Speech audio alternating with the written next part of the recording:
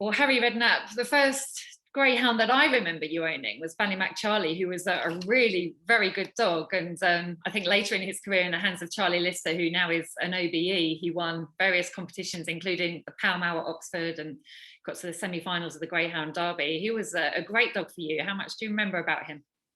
Yeah, he was a great dog, and I'd known the dog for an awful long time. And I used to go into a little Italian restaurant with my wife, and there was a guy I used to go in with his missus, and his name Nick Budimir. And Nick said to me, "Why don't you fancy buying a dog?" He said, I had a few racehorses at the time.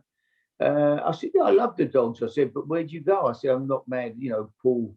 I didn't really used to go to Paul Dogs. I'd been brought up at going to Walthamstow, fantastic places like that." And so he said, "No," he said, "an open dog." So I said, "Look, if you get one, I'll have a go with you." Anyway, he came back probably 4 months, maybe 5 months later, and said, "I found a good dog." So that was it. We bought it, Fannie Mac Charlie, and we won we bet it to win the Monmore Puppy Derby. Won every heat, won the semis, won the final. We bet it, I think, 16-1. And then with the prize money, we had the dog for nothing. Basically, he was in for nothing, which was great. So, and he was a fantastic dog. Yeah, we had some real good fun with him. I loved it. Loved going to the dogs when he was running. They come round the final bend, and Fannie Mac Charlie for Charlie Lister leading the way round off that final turn from Blonde Joey in second. Then comes Roswell Starship. Fannie Mac Charlie first wins the William Hill Pall Mall final. A great explosive start from the black and white greyhound, and he's gone on and won for Harry Redknapp, and he looks pleased. Applause from Harry. It was a good night. Yeah, we had a great night. Yeah, and but no, it's great fun, characters, and I love the greyhound racing. I really do. I really enjoy it, and it's just a shame so many tracks have closed in the last few years.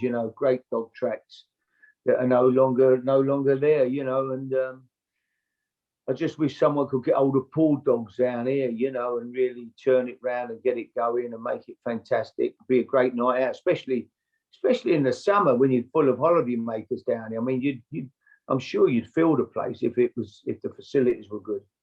Yeah, I think it used to be really busy in the school holidays. I certainly went there when it was. What about other dogs? Can you remember any other dogs you owned apart from Ballymac Charlie? Because there's been a few.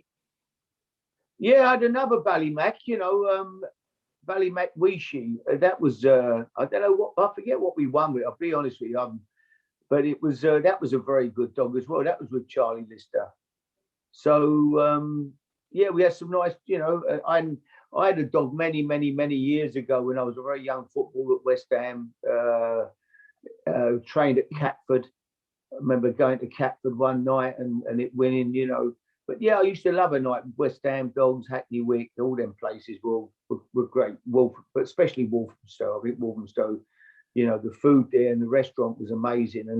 And even later on when I was managing Tottenham Thursday night, I used to go and just get up the back way, sit in the restaurant, didn't move all night, sat there, and I found it really relaxing. I'd go with a mate of mine, Alan Timms, who's a big dog racing man, loves the horses, and we'd just go and we used to have lovely food there, sit with the Chandlers would be there who owned the place, and it was a fantastic night. You couldn't have gone to a better restaurant in the West End. The food was so good.